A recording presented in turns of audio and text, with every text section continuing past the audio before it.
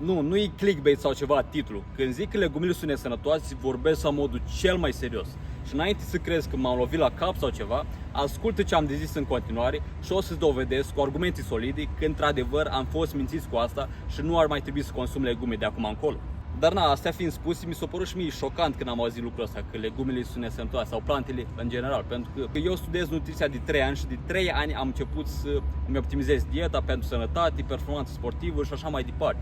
Până acum toată viața mea am mâncat legume, că așa ne se zicea că legumele și fructele în general sunt cele mai sănătoase, că au vitamine, minerale și trebuie să mănânci cât mai multe legume și fructe ca să fii sănătos. Și am urmat sfatul ăsta că orice alt om, dar nu mi-am pus niciodată un semn de întrebare dacă de fapt e invers, dacă informația asta e eronată și a fost pusă acolo doar ca să ne manipuleze, dacă de fapt legumele sunt nesănătoase. Și uite că acum 3 luni am dat de un doctor nutriționist sub numele de Dr. Anthony Shafee și el susține faptul că plantele încearcă să te omoare și că legumele sunt practic nesănătoase. Și da, știu, sună foarte absurd și mie mi s-a părut la fel de absurd când am auzit asta, adică cum să fie plantele nesănătoase, legumele sunt cele mai sănătoase alimente, după cum am zis mai înainte, că asta ne se zice și la televizor, pentru o viață sănătoasă mâncați cât mai multe fructe și legume. Dar uite că m-am tot uitat la videourile lui, la acest doctor și până la urmă a căpătat sens treaba asta, că legumele sunt nesănătoase.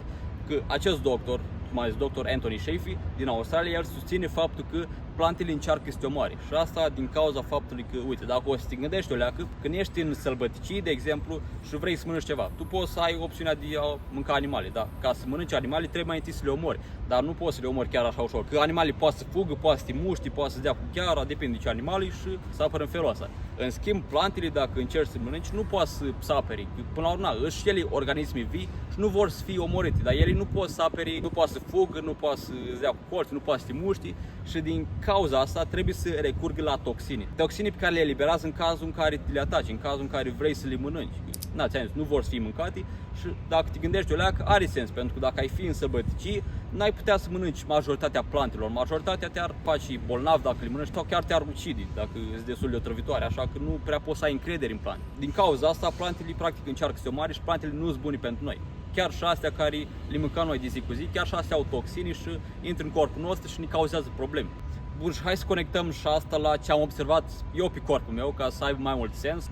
Până acum ți-am zis principiul ăsta cu plantele încearcă să se omoare, care s-ar putea să sune o leacă absurd, așa, ca o teorie a conspirației, doar că, uite, ce am observat eu de la legume, dacă încerc să mănânc legume, să zic, e în primul rând că am probleme digestive de la legume, adică am de astea îmbalonare, probleme digestive, am mult gaz, mă beșesc într-una de la legume, deci nu îmi priez deloc efectiv de la fibrele alea, îmi cauzează probleme digestive, deci asta e un prim simptom care e cauzat de legume și de când le-am eliminat mi-au trecut efectiv toate astea, am digestia mult mai bună, că aici zici de fibre, da frate, dar fibrele îți fac tranzitul, fibrele sunt bune pentru digestie și așa mai departe, bă uite că nu e așa, de fapt s-a aflat că noi nu avem capacitatea de a digera fibre, nu se digeră, nu poți să iei nutrienți din fibre, pentru că noi nu suntem erbivori, nu suntem ca animale erbivore, ca de exemplu vaca sau, nu știu, un cal, el mănâncă fibre și carbohidrați, doar că au capacitatea de a extrage nutrienți din fibre, transformă fibrele în grăsimi și proteine. Ei bine, noi nu avem capacitatea asta de a transforma fibrele, de asta ne cauzează probleme, de asta am și probleme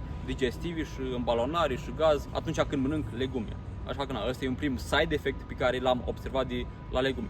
Apoi am observat că îmi cauzează alergii. Când mâncam înainte legume, aveam alergii la nas, mi se înfunda nasul și nu puteam să respir ca lumea. Mai ales seara mi-a afectat foarte mult somnul lucrul ăsta, alergiile astea. Mi se înfunda nasul și nu puteam să respir efectiv pe nas. Îmi trebuia un spray de la din nas ca să-mi dau un nas, mi se desfund din nasul, ceea ce era nașpa. Ei bine, acum de când am eliminat legumele, mi-au trecut și treaba asta, din primele zile, efectiv. Nu poți zici că da, poate era de la altceva, nu, efectiv, din primele zile când am eliminat legumele, mi-au trecut alergiile. Deci clar, era cauzat de legume. Nu știu exact care legumă, dar din moment ce au toxini, toate îți nașpa și nu vreau să mai aud ele. Deci asta mi-a trecut și asta cu alergiile și e foarte bine acum, mă simt foarte bine. Deci nu erau legume bune din acest motiv, pur și simplu, cauzau inflamații și din cauza toxinelor alea care se aflau în ele, îmi cauzau inflamația asta și îmi cauzau alergii, un simptom pe care nu-l voiam și nu e normal să ai alergii. Deci totul e din alimentație, efectiv, toate problemele astea. Dacă te gândești dacă ar fi mers asta cu legumele, că legumele ne fac sănătoși și fructele la fel, că nu crezi că am fi mai sănătoși acum ca o populație, dar chet că mâncăm și zahăr și alimente de astea procesate și astea cauzează probleme, pentru că sunt persoane care, de exemplu, și la bătrâneți fac boli de astea sau în timp fac diabet, cancer și astea sunt efectiv cauzate de plante în general, adică chiar dacă nu mănânci zahăr și alimente procesate, tot poți să faci boli de astea, care nu sunt normale. Nu e normal să ai boli la bătrânețe. Asta din ce a zis doctorul ăsta, nutriționist Anthony Shafee, nu e normal. Noi trebuie să fim sănătoși pe toată durata vieții, efectiv. Naștem sănătoși, murim sănătoși. Nu e normal să ai diabet, să ai cancer, boli de astea. Astea sunt toate cauzate de alimentație, așa că în cazul în care o să elimini legumile, nu o să mai ai treabă cu astea, nu o să poți să faci boli de astea. Dacă observi și la animale la fel. Atunci când hrănești animalele cu ceva ce nu trebuie, cu o dietă care nu e optimă pentru ele, din nou fac și ele boli la fel ca noi oamenii, fac și ei diabet, fac și cancer și toate bolile astea care le facem și noi, așa că nu e normal, efectiv, totul e cauzat din alimentație.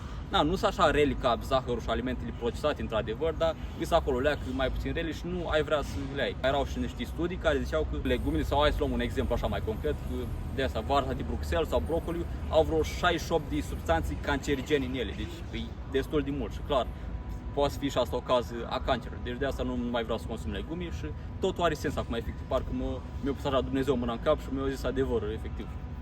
E foarte, foarte fascinant. Și tot vorbim aici de nutriții, dacă vrei să-ți optimizezi dieta ca să faci progres mai rapid în calisthenics, să te uiți în oglindă și să nu mai poți să oprești din flexat efectiv și în același timp să-ți fidezi gravitația cu skill-urile de calisthenics la cât de forțos ești, atunci intră acolo în descriere la primul link, mentorship 1-1 de calisthenics acolo și o să mă asigur că îți îndeplinești orice obiectiv ai când vine vorba de calisthenics, făcând acest proces mai ușor cu metoda jocului video. Deci dacă ești curios, poți intra acolo și vedem dacă suntem compatibili să colaborăm. Bun, acum revenind la ale noastre, să trecem la următoarele side effect-uri pe care le-am observat de la legume, că se mai zicea că au mulți antinutrienți, adică chiar dacă legumele sunt bogate în nutrienți, au, de exemplu, spanacul are mult calciu, are, nu știu, nucile au mult magneziu și așa mai departe, ei bine, legumele astea și plantele în general sunt pline de antinutrienți, pentru că plantele, te-am zis, nu vor să fie mâncate, sunt organisme vii și nu vor să fie mâncate. Au antinutrienți ca să-ți păstreze acești nutrienți, nu poți să-i mănânci tu. De exemplu, spanacul are mult calciu, dar are și oxalați, dacă ai auzit de acest termen. E efectiv un antinutrient, oxalați, care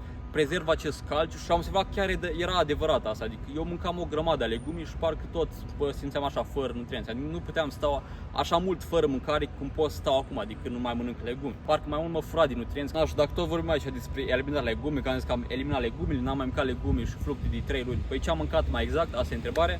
E bine, uite, am ajuns la asta. Aici, efectiv, dieta carnivoră. Dacă ai auzit, dieta carnivoră presupune practic când mănânci doar carne, doar produse animale. Deci am eliminat toate plantele și am devenit efectiv carnivor. Pentru că asta se zice, asta au zis și doctorul ăsta, doctor Anthony Shafee, că e dieta cea mai optimă pentru oameni. Noi suntem carnivori și nu avem capacitatea de a transforma fibrele, adică practic plantele, în proteine și grăsimi. Iar și beneficii am observat de la stilul ăsta de a mânca în mod carnivor, e că am mult mai multă energie, efectiv acum am energie infinită dacă nu mai mănânc plante, pot să dorm și 2 ori, 3 ori și tot am energie a doua zi. Da, asta în cel mai rău caz că nu dorm atâtea ori, dorm de obicei, încerc să am grijă cu somnul, dar ai prins ideea. Pun masă musculară mult mai ușor pentru că am multe proteine și multă creatină care mă ajută să pun masă musculară, să răbini. Am și metabolismul mai rapid, adică văd că dau jos grăsimii mai ușor dacă încerc să fac asta. Momentan nu prea încerc să mănânc cât mai mult ca să ofer cât mai mulți nutrienți corpului.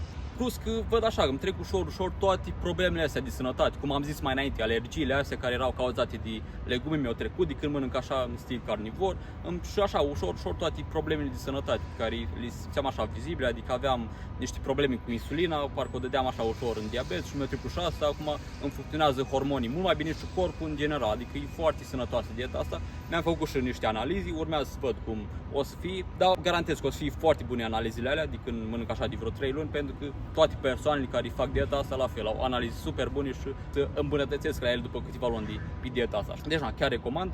Și dacă vrei să vezi exact ce mănânc pe dieta asta carnivoră, ce tip de carne, ce mese, ce produse animale mai exact, poți să dai click pe video ăsta și o să vezi exact ce mănânc pe dieta carnivoră.